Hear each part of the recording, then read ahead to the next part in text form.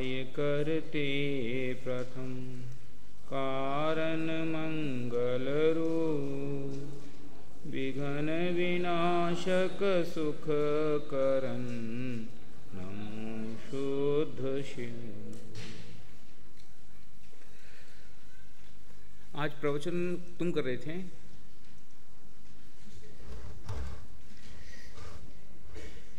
आप बार बार ये बोल रहे थे कि आत्मा में ज्ञान नहीं, दर्शन नहीं। ये बात आपने अनेक बार रिपीट करी सातवीं गाथा के आधार से।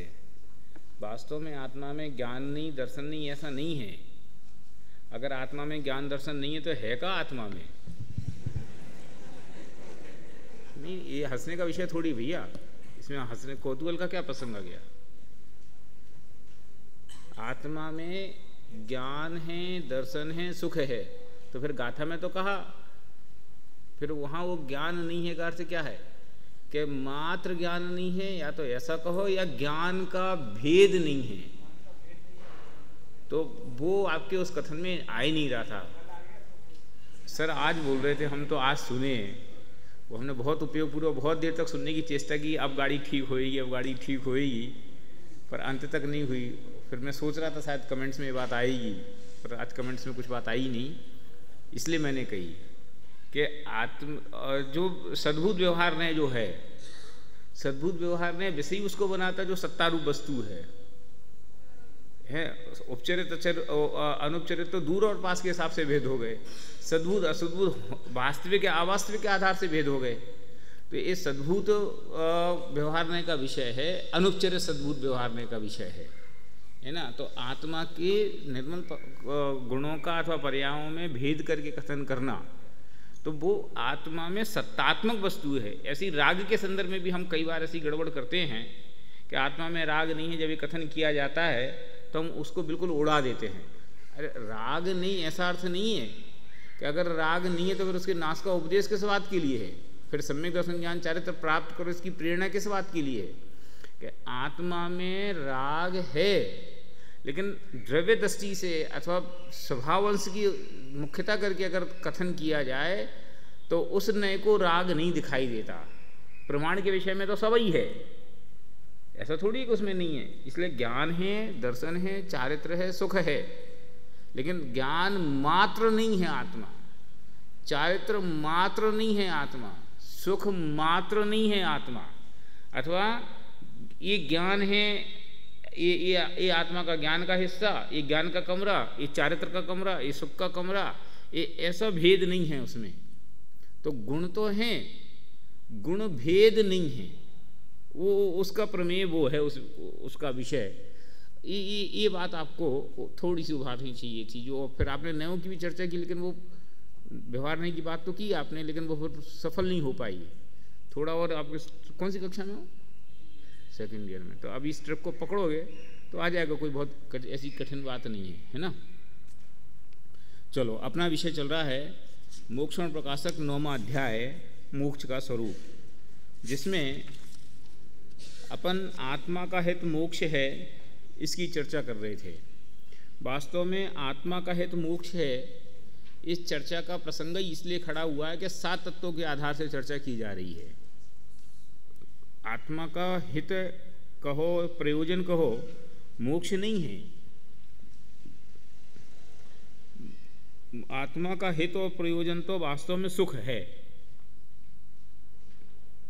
लेकिन वो सुख जिस अवस्था में होता है उसका नाम मोक्ष है। इसलिए इस अपेक्षा से ये भी कहा जाता है कि आत्मा का हित मोक्ष है। ठीक, अब कल अपन यहाँ तक पढ़ चुके थे कि यह आत्मा, यह जीव सुखी होना चाहता है, दुखी होना नहीं चाहता है। पराधीनता से दुख हो तो हो, स्वाधीनता से कोई दुखी होना नहीं चाहता। आज सबके पास ग्रंथ हैं भैया सेकेंड ईयर फाइनल में, कोई ऐसा तो नहीं है महापुरुष? क्यों तुम्हारा?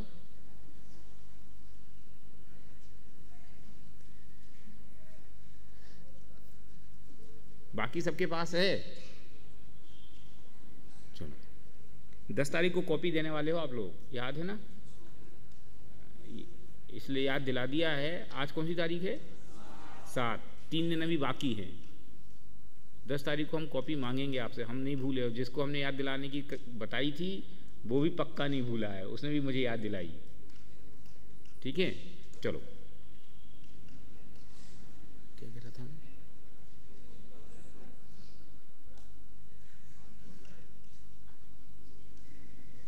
क्या कह रहा था?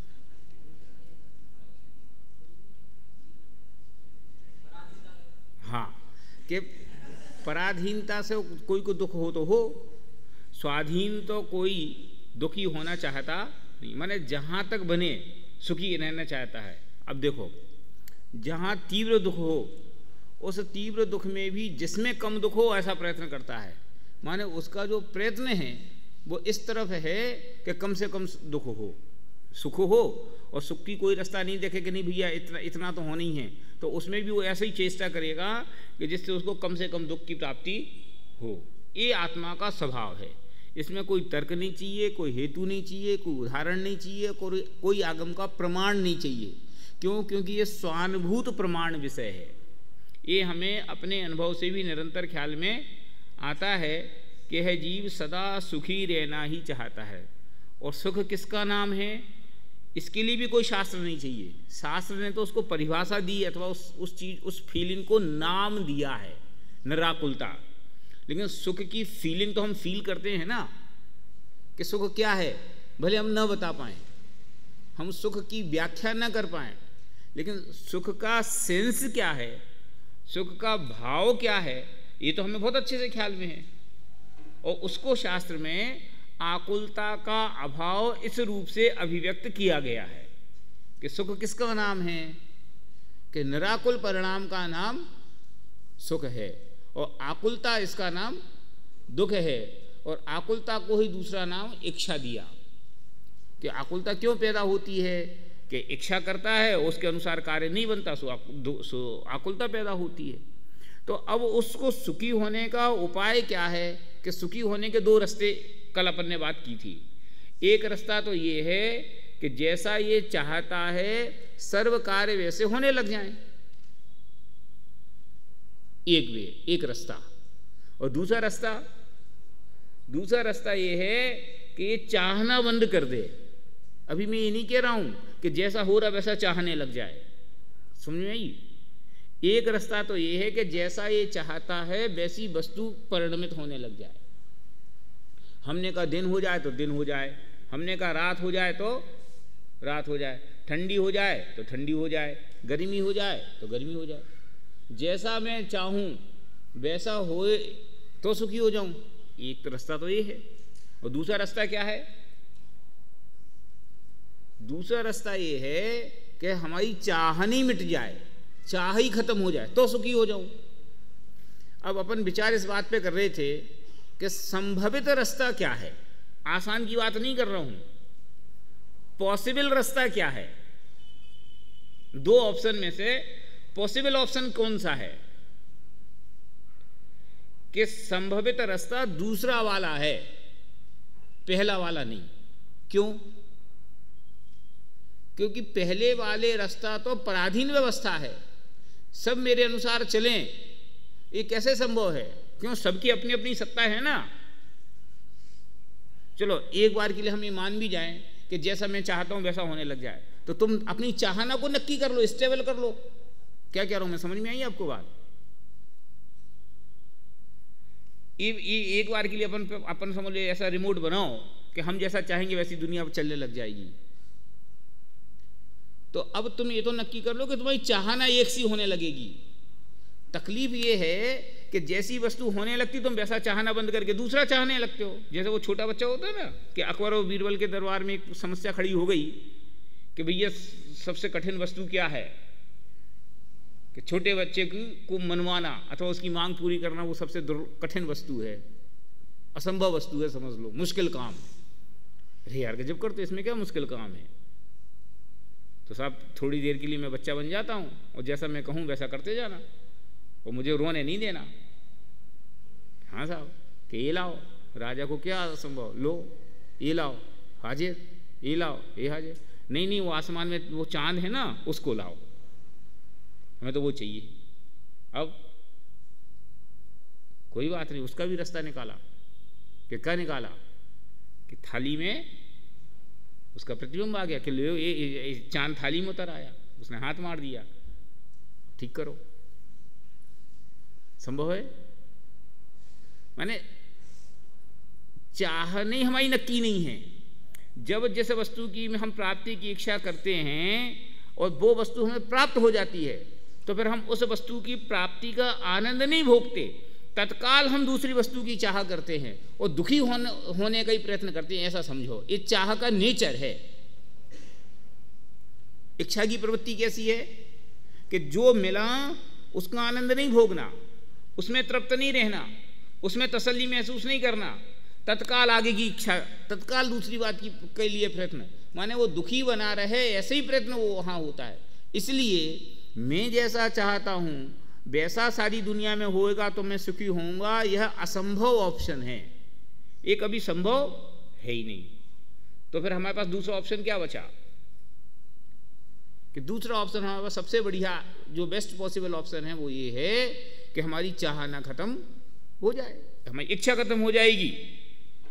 तो ठंडी आओ तो गर्मी आओ, तो रात हो तो दिन हो, तो भीड़ हो तो एकांत हो, तो हमें क्या फर्क पड़ना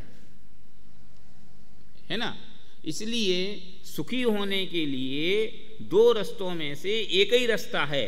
दो रास्ते वास्तव में है ही नहीं, ये तो समझाने के लिए कहे, कथन करने के लिए कहे। एक ही रास्ता है और जो आज तक सुखी हुए हैं वे उसी रास्ते से सुखी हुए हैं। इस रास्ते को छोड़कर दुनिया में एक भी आदमी सुखी हुआ नहीं।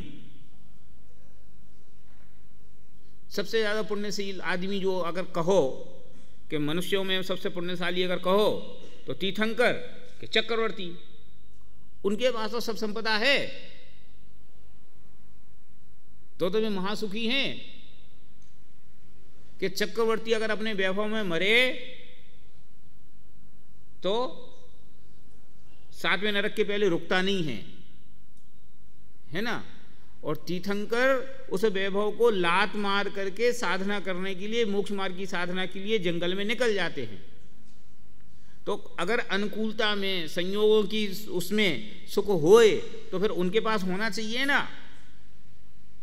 इसलिए परद्रव्य के अनुकूल होने से मैं सुखी होऊंगा, सुख के संदर्भ में यह कल्पना सबसे ज़्यादा झूठी है।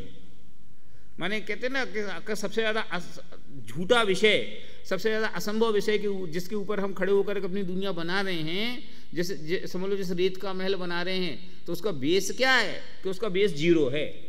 कल अपने इस बात को काफ़ी विस्तार के साथ चर्चा करी थी कि जो असंभव कल्पना है, जो कभी हो ही नहीं सकती, हम रात दिन उसी बात की चेष्टाओं में लगे हैं। और जो संभव कल्पना है, जो हो सकती है कि हम अपनी इच्छा कम कर लें, कषाय के उदय से होती है, हम कषाय को कम कर लें तो हमारी इच्छाएं कम हो जाएंगी, कषाय को खत्म कर लें तो इच्छाएं खत्म हो जाएंगी। सुखी होने का ये बेस्ट पॉसिबल ऑप्शन है जो हमारे हाथ में है, तो उसकी ओर हमारा प्रवृत्ति नहीं जागती, उत्साह नहीं जागता। और जो असंभव ऑप्शन है, जो चीज़ कभी संभव ही नहीं हो सकती है, उसके लिए हम रात दिन प्रयत्न करते हैं। ठीक है, अब देखो मैं पढ़ता हूं, मैं थोड़ा ऊपर से पढ़ूंगा।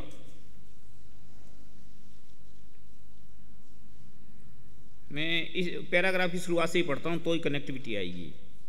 तथा दुख ना हो वही सुख है, क्योंकि आकुलता लक्षण सहित दुख, उसका अभाव ही निराकुल लक्षण सुख है। सो यह भी प्रत्यक्ष भाषित होता है। बाह्य किसी सामग्री का संयोग मिलो, जिसके अंतरंग में आकुलता है वह दुखी ही है, जिसके आकुलता नहीं है वह सुखी है। तथा आकुलता होती है वह रागादिक कषाय भाव होने पर होती है, क्योंकि रागादिक भावों से यह तो द्रव्यों को अन्य प्रकार परिणमित कराना चाहे और वे द्रव्य अन्य प्रकार परिणमित हों, तब इसके आकुलता होती है। वहाँ या तो अपने रागादिक दूर हों, या आप चाहे उसी प्रकार सर्वद्रव्य परिणमित हों तो आकुलता मिटे। इसमें आप चाहो तो नंबर डाल लो, पहला नंबर वो और दूसरा नंबर ए। परंतु सर्वद्रव्य तो इसके अधीन है नहीं। कदाचित जैसी कोई द्रव्य जैसी इसकी इच्छा हो उसी प्रकार परिणमित हो, तब भी इसकी आकुलता सर्वथा दूर नहीं होती। सर्व कार्य जैसे चाहे वैसे ही हों, अन्यथा न हों, तब यह निराकुल रहे, परंतु यह तो हो ही नहीं सकता। पहला ऑप्शन तो खारिज, क्योंकि किसी द्रव्य का परिणमन किसी द्रव्य के अधीन नहीं है। ये आगम का समझ लो क्या बोलना चाहिए, कट्टर अवलंबन। कि क्या हेतु है इसके पीछे, तर्क क्या है कि 6 द्रव्य स्वतंत्र हैं, सबकी अपनी अपनी सत्ता है, सबके अपना अपना परिणमन की योग्यता है और अपने अपने परिणमन की सामर्थ्य है, और वे अपने परिणमन के लिए स्वतंत्र हैं, स्वाधीन है, वे किसी से पराधीन नहीं है, इसलिए वह असंभव नहीं है। मैं चाहूँ ये ठीक है, और मेरी चाहने के अनुसार तुम परिणमित होना चाहो ये भी ठीक है, लेकिन हमारी चाह और तुम्हारी चाह के अनुसार परिणमन हो जाए ये बिल्कुल जरूरी नहीं है। बाप चाहता है कि लड़का मेरे मन के अनुसार चले, और लड़का बाप की आज्ञा के अनुसार चलना चाहे, तो भी इन दोनों के पल्ले में पुण्य होए तो ऐसा होए, नहीं तो ऐसा नहीं होएगा। आप क्या कर लोगे? शरीर चाहे कि मेरे मन के अनुसार चले, और मैं चाहूँ कि शरीर मेरे मन के अनुसार चले, लेकिन ये संभव कब होए कि जब मेरे पुण्य का उदय हो तो ऐसा हो, नहीं तो मेरी चाहना से क्या होता है। बहुत सारे लोग हमें सुखी देखना चाहते हैं, लेकिन हमें सुखी होने की लायकात तो चाहिए, नहीं आई समझ में कि श्री कृष्ण ने अपने माँ बाप को निकालने की बहुत चेष्टा की, बहुत दम दिखाई, उनने तो चाहना करी, वे चाहते थे कि उनका लड़का उन्हें निकाल ले, और उनका लड़का उनको निकालना चाहता था, लेकिन भवितव्य कोई मंजूर नहीं था, तो हुआ क्या? इसलिए चाहना की अनुकूलता से भी क्या होना है, होना तो भवितव्य के अधीन है, जो वो ही होना है, इसलिए व्यर्थ के विकल्प से क्या।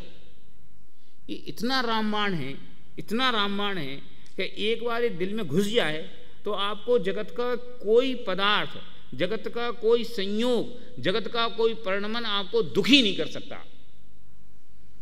एक बार शास्त्र सत्य आपको स्वीकार होना चाहिए, स्वीकार वस्तु स्वरूप के अवलंबन से होना चाहिए कि करे क्या होता है, हमारी भवितव्य में वैसा हो तो होगा, हमें सुख होना होगा तो सब मेरे अनुकूल होंगे, और हमें सुख नहीं होना होगा तो कोई हमारे अनुकूल नहीं होगा। हम लाख कोशिश कर लें, बहुत हम में ज्ञान होगा, लेकिन हमें अगर क्या बोलना चाहिए, वो है ना, यशस कीर्ति का उदय नहीं होगा तो कोई मेरी पूछ नहीं करेगा, और मेरे से घटिया घटिया कोई होगा और उसकी जय जयकार होगी। अब मैं दुखी हूं तो क्या होता है? ये तो एक उदाहरण है, ऐसे रात दिन सैकड़ों उदाहरण, सैकड़ों घटनाएं जिनसे हम निरंतर आकुल व्याकुल करते हैं। अब विचार करो, परिणमन की स्वतंत्रता ख्याल में आएगी तो आपके चित्त में परद्रव्यों के परिणमन जन्य जो आकुलता होती है वो आकुलता नष्ट हुए बिना रहेगी नहीं। परिणमन की स्वतंत्रता माने जो होना वो ही हुआ है, उसका निमित्त नक्की है, उसका क्या बोलना चाहिए उपादान नक्की है, उसके 5 संवाएं नक्की हैं, उसका पुरुषार्थ नक्की, उसकी काल, सब चीज उसकी नक्की है। वो अपने निश्चित विधान के अनुसार ही कार्य हुआ है। इस समय में इससे अन्य दूसरा कार्य हो ही नहीं सकता था। अब मैं जबरदस्ती ऐसा नहीं होता तो ऐसा ठीक था, 1 मिनट का अंतर पड़ जाता तो काम तो हो ही जाना था। अब वो 1 मिनट का अंतर पड़ कैसे जाता? मैं तो बिल्कुल टाइम पे पहुंचा, बस वो जैसे ही मेरा नंबर आया वैसे ही वेटिंग आ गई। अब तुम्हें कंफर्म टिकट मिलने ही नहीं था, तो तुम चाहे 5 बजे से लगे हो चाहे 6 बजे से लगे, उससे क्या फर्क पड़ रहा है? सोचो, माने आखिरकार हमारे चित्त में निराकुलता का उदय जब हम भरपूर प्रयत्न कर लेते तो होता काय वास्ते है? आखिरकार हम इसी बात को लेकर के स्वीकार करते हैं कि जो होना था वही हुआ, लेकिन वो हम पराधीन स्वीकार करते हैं, इसलिए उसका वो मजा नहीं आता जो हम स्वाधीन स्वीकार करें तो आए। मैं अपने पुत्र को बहुत अनुकूल बनाने की चेष्टा करूं और नहीं बने, फिर आखिरकार भाड़ में जान दो, जो होना वो सो होगा, मैं क्या करूं? तो वो आकुलता देता है। और ये वस्तु स्वरूप के अवलंबन से अगर मैं निर्णय करूं कि जो होना होगा वो ही होगा, वो घोर निराकुलता देता है। तो सुखी होने का रास्ता क्या है? कि सुखी होने का रास्ता ये है कि ये वस्तु का सिद्धांत हमारे चित्त में घुस जाए, कि एक द्रव्य दूसरे द्रव्य के अधीन नहीं। ये ABCD है जैन दर्शन की। ये कहते ना LKG और किंडरगार्टन में जब वो बच्चा पहले दिन स्कूल में जाए, जिसको पेन पकड़ना नहीं आता हो, उसको जो कोर्स पढ़ाया जाता है, तो जैन दर्शन की पाठशाला का ही पहले दिन का ऐसा कोर्स है कि एक द्रव्य दूसरे द्रव्य के अधीन नहीं। और AMA का कोर्स भी है और PhD और DLED का कोर्स भी, क्योंकि कोर्स ही इतना है।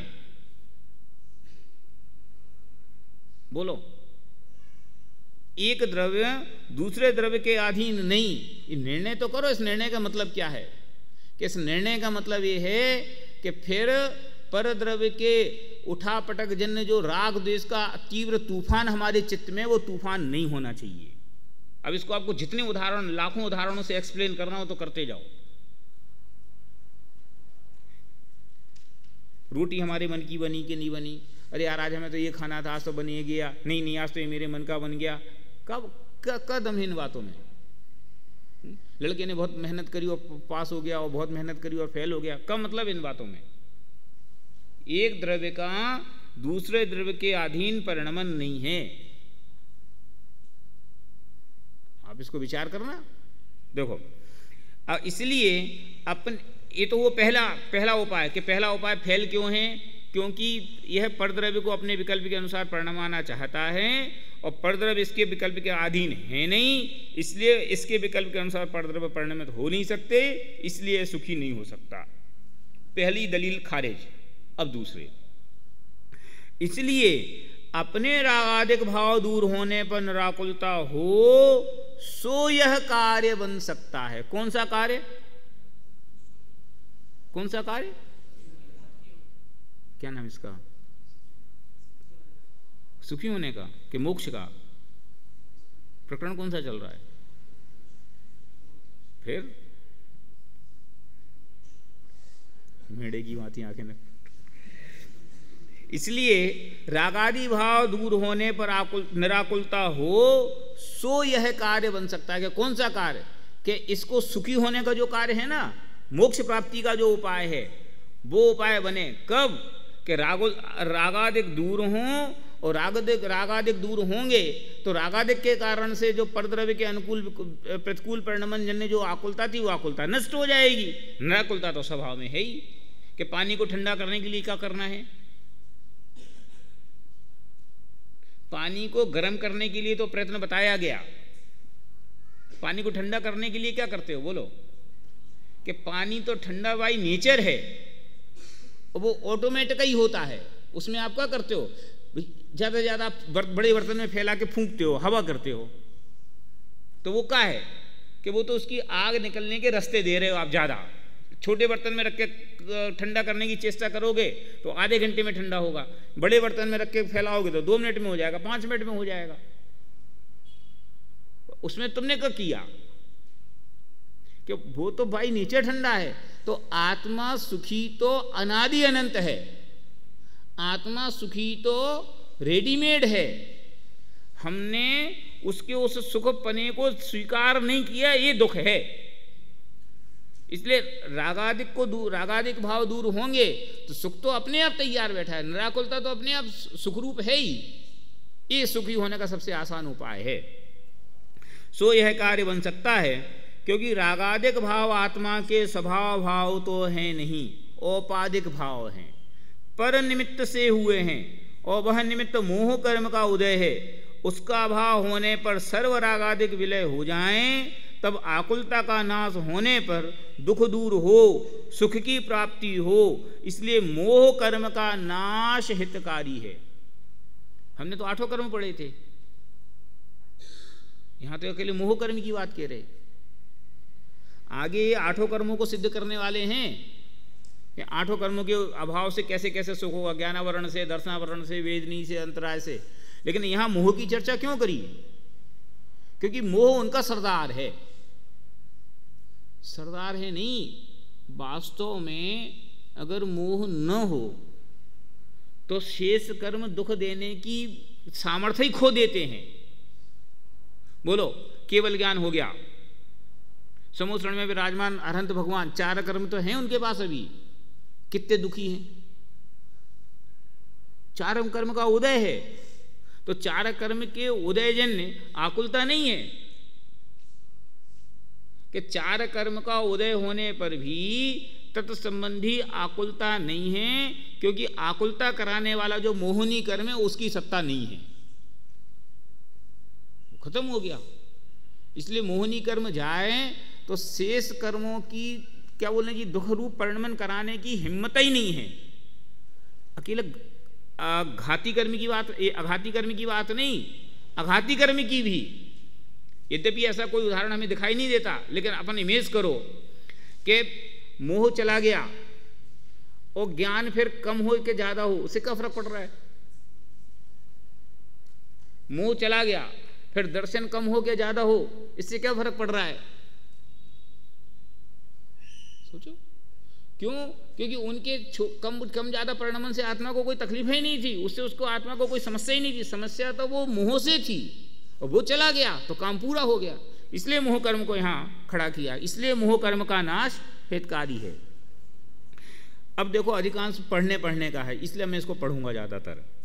तथा उस आकुलता का सहकारी कारण ज्ञानावरणादिक का उदय। दिक में से सातों कर्म ले लिए, मोहिनी कर्म प्रधान और सहकारी माने खड़े हैं, साथ में हैं, अवेलेबल हैं, वे से सात कर्म हैं।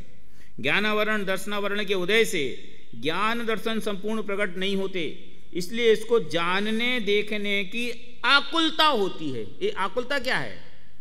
आकुलता वो मोहिनी कर्म। ज्ञानावरण दर्शन संपूर्ण प्रकट नहीं हुए तो कम जानना देखना होता है, उसमें थोड़ी दुख था, लेकिन कम जानना देखना होता है और ज्यादा देखने की आकुलता है। तो वास्तव में दुख तो मोहिनी कर्म का है और उसमें फ्लेवर डाल रहा है वो ज्ञानावरण दर्शनावरण। आकुलता होती है। अथवा यथार्थ संपूर्ण वस्तु का स्वभाव नहीं जानता था तब रागादि रूप होकर प्रवर्तता है, वहां आकुलता होती है। तथा अंतराय के उदय से इच्छानुसार दानादि कार्य न बने तब आकुलता होती है। आकुलता को अब सब जगह हाईलाइट करते जाना। उसका उदय है, वह मोह का उदय होने पर आकुलता को सहकारी कारण है। मोह के उदय का नाश होने पर उसका बल नहीं है। अंतर्मुहूर्त काल में अपने आप नाश को प्राप्त होते हैं, परंतु सहकारी कारण भी दूर हो जाएं तो प्रकट रूप नराकुल दशा भाषित होती है। वहां केवल ज्ञानी भगवान अनंत सुखरूप दशा को प्राप्त कहे जाते हैं। देखो, मोहिनी कर्म के लिए पूरा 1.5 पेज लिया और शेष 3 घाती कर्मों को निपटाने के लिए एक पैराग्राफ में बात पूरी कर दी। अब अघाती की। तथा अघाती कर्मों के उदय के निमित्त से शरीर आदि का संयोग होता है। वहाँ मोह कर्म का उदय होने पर शरीर आदि का संयोग आकुलता को बाह्य सहकारी कारण है। वास्तव में तो ये प्रत्येक पंक्ति पर प्रवचन किया जा सकता है, लेकिन उसका कोई अवकाश नहीं है। अंतरंग मोह के उदय से रागादिक हों और बाह्य आघाती कर्म के उदय से रागादिक के कारण शरीर का संयोग हो तब आकुलता उत्पन्न होती है। तथा मोह के उदय का नाश होने पर भी अघाती कर्म का उदय रहता है। अर्हंत अवस्था की जिसकी बात मैं भी कर रहा था, अघाती कर्म का उदय रहता है। वह कुछ भी आकुलता उत्पन्न नहीं कर सकता, परंतु पूर्व में आकुलता का सहकारी कारण था, इसलिए अघाती कर्म का भी नाश आत्मा को इष्ट ही है। केवली को इनके होने पर भी कुछ दुख नहीं है, इसलिए इनके नाश का उद्यम भी नहीं है, उसके लिए वे कोई पुरुषार्थ नहीं करते। परंतु मोह का नाश होने पर यह कर्म अपने आप थोड़े ही काल में सर्वनाश को प्राप्त हो जाते हैं। इस प्रकार सर्व कर्मों का नाश होना आत्मा का हित है तथा सर्व कर्म के नाश ही का नाम मोक्ष है। इसलिए आत्मा का हित एक मोक्ष ही है और कुछ नहीं, ऐसा निश्चय करना। प्रकरण ये स्टार्ट किया था ना, इसलिए उसका उपसंहार किया। अब आगे, अब एक बहुत बढ़िया प्रश्न है। यहाँ कोई कहे संसार दशा में पुण्य कर्म का उदय होने पर भी जीव सुखी होता है, इसलिए केवल मोक्ष ही हित है, ऐसा क्यों कहते हो? शिष्य को ये बात बर्दाश्त नहीं हुई कि ठीक है महाराज, तुम्हारे मोक्ष में भी सुख है, लेकिन संसार में भी जिनको प्रबल पुण्य का उदय देखा जाता है, ऐसे पुण्यात्मा जीव भी तो सुखी कहे जाते हैं, उनको भी तो सुख संज्ञा है, तो उनको आप दुखी कहते हो, ये अत्याचार है, ये हमें पसंद नहीं। प्रश्न समझ में आया कि कर्म के नाश से निराकुलता होती है, उनको सुख है, एक्सेप्ट, हमें कोई मनाही नहीं, आप ऐसा कहो। लेकिन संसार में पुण्य के उदय में भी सुख देखा जाता है, ऐसा भी तो कहो महाराज, ऐसा क्यों नहीं कहते? उत्तर मैं प्रश्न फिर से पढ़ता हूं। संसार दशा में पुण्य कर्म का उदय होने पर भी जीव सुखी होता है, इसलिए केवल मोक्ष ही हित है, ऐसा किस लिए कहते हो? उत्तर, संसार दशा में सुख तो सर्वथा है ही नहीं। शिष्य ने क्या कहा था? संसार में सुख है। उत्तर क्या आया कि तुम जो कहते सो झूठ, कि संसार में सुख तो वास्तव में नहीं, किसी अपेक्षा नहीं है। संसार में सुख तो है ही नहीं, दुख ही है। इतने में संतोष नहीं हुआ तो अस्ति और नास्ति, कि सुख तो है ही नहीं और क्या है कि दुख ही दुख है। संसार दुख का ही पर्यायवाची है। दुख माने संसार, दुख नाम संसार। संसार में सुख देखना ही ये मिथ्या दृष्टि बना है। देखना नहीं, देखने से ऐसा लगता है जैसे औपचारिक कह रहे हो, वास्तव में स्वरूप ही ऐसा है। परंतु किसी के कभी बहुत दुख होता है, किसी के कभी थोड़ा दुख होता है। सो पूर्व में बहुत दुख था, वह अन्य जीवों के बहुत दुख पाया जाता है। उस अपेक्षा से थोड़े दुख वाले को सुखी कहते हैं, तथा उसी अभिप्राय से थोड़े दुख वाला अपने को सुखी मानता है।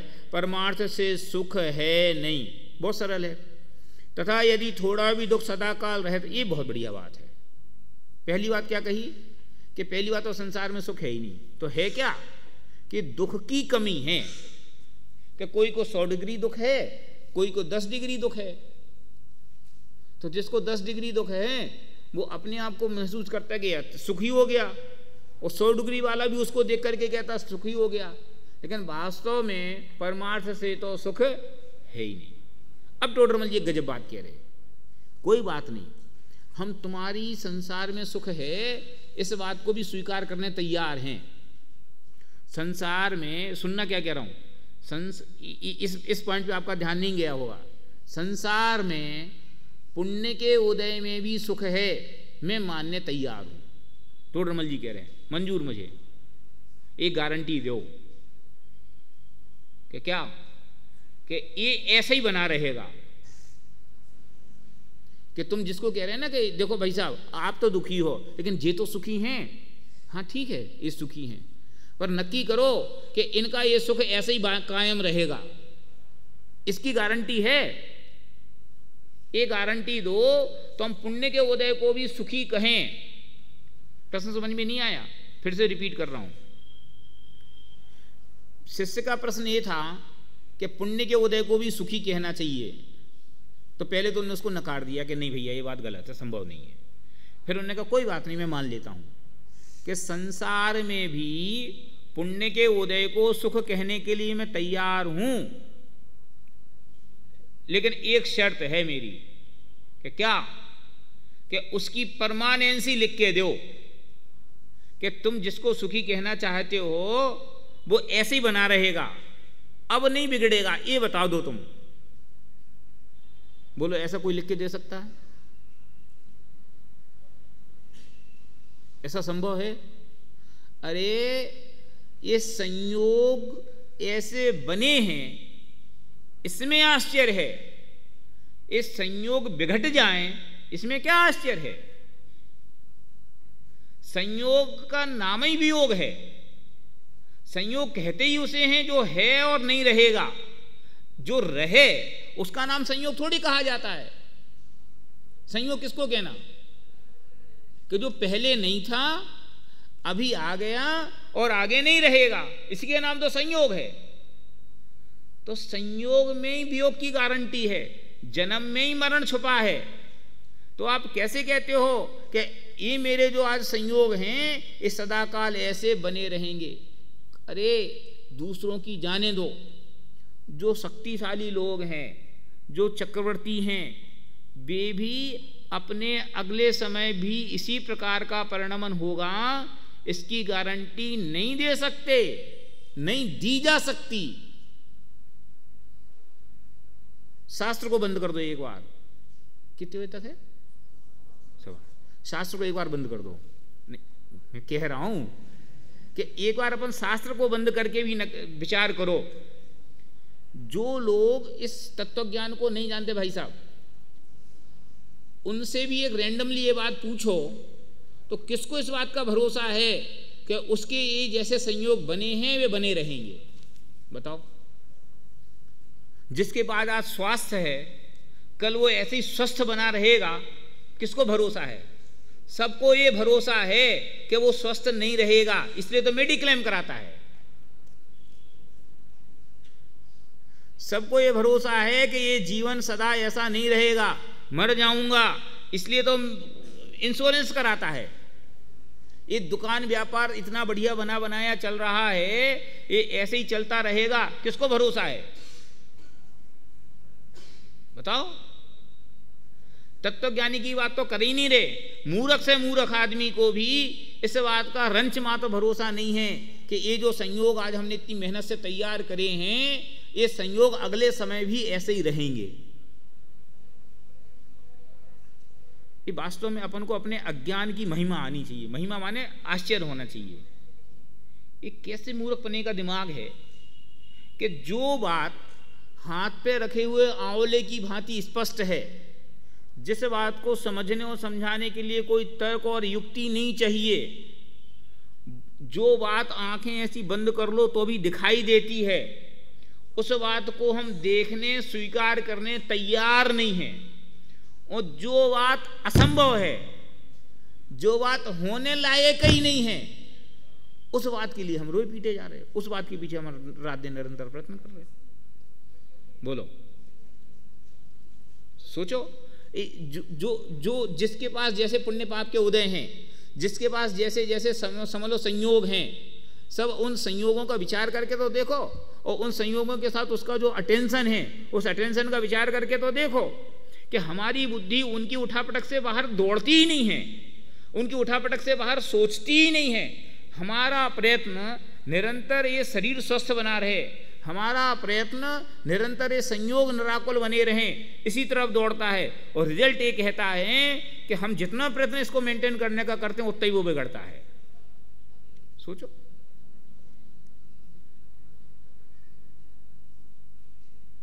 कितनी व्यायाम करो, कितनी वर्जिश करो, लेकिन वे दांत जब टूटने तभी टूटने हैं। वो आपके वो ऐसे ऐसे ऐसे ऐसे घुमा घुमा के करने से और ऐसे ऐसे करने से उनके समय में क्या बोलना चाहिए, निमेष सबसे छोटा इकाई है ना समय की, वो समय की कह लो, एक समय का भी फर्क नहीं पड़ता। ये इन बालों को जब उड़ना है जब ही उड़ते हैं। अब तुम्हें जो तेल लगाना हो और जो करना हो वो सब कर लो। इस पे झुर्रियाँ जब पड़नी है जब ही पड़नी है। अरे उसकी बात कर, एक कलर की टोन जैसी जब होनी है वैसे ही होनी है। तुम्हें जितनी फेयर एंड लवली पोती हो सो पूत लो। सोचो, अब एक भले कहने में हंसी का विषय लगता है, लेकिन हमारे रात दिन के विचार, हमारे रात दिन के व्यवहार में हमें ये बात ख्याल में नहीं आती।